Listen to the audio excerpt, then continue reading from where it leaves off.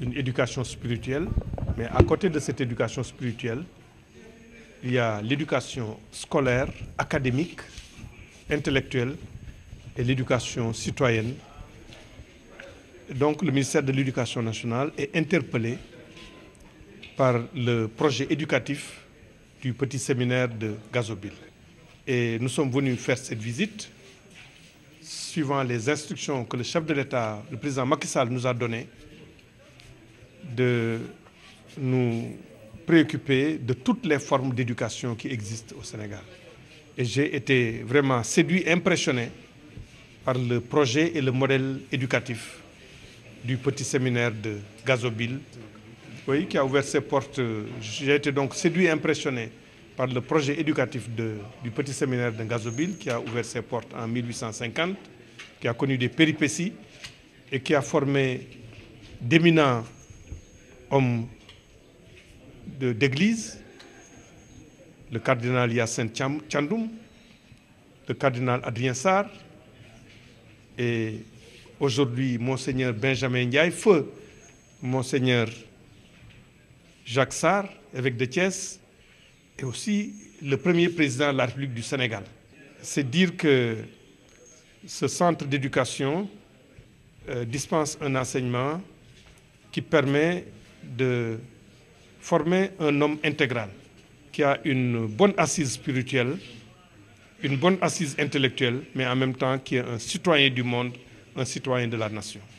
Oui, vous savez, le droit à l'éducation est un droit qui constitutionnellement doit être garanti par la République. Donc toutes les communautés religieuses qui concourent à l'éducation, d'une certaine façon, suppléent la République dans ce droit à l'éducation. C'est la raison pour laquelle l'État du Sénégal a toujours été aux côtés des établissements d'enseignement privés confessionnels.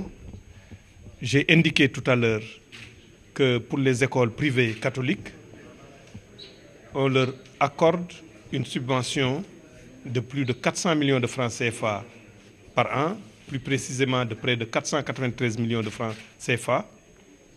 On le fait aussi pour les autres types d'établissements privés qui sont laïques ou de confection arabo-islamique.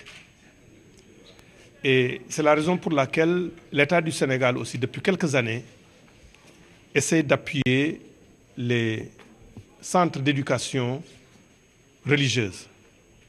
Et c'est la raison pour laquelle les besoins en table-banc seront inscrits dans notre programme de 2018 pour être satisfaits. Nous allons contribuer aussi à l'équipement de leurs salles informatiques et nous allons aussi contribuer à leur doter de matériel scientifique pour le laboratoire. Ils ont aussi des besoins en matière de matériel didactique, et d'électricité et d'eau. Pour le matériel didactique, nous avons demandé un recensement des besoins et autant que faire se peut, un appui leur sera accordé. Et pour les autres besoins, nous allons être leur porte-parole auprès de nos collègues en charge de l'hydraulique, de l'énergie, pour porter leurs préoccupations. J'allais dire qu'à chaque jour suffit son plaisir et son bonheur.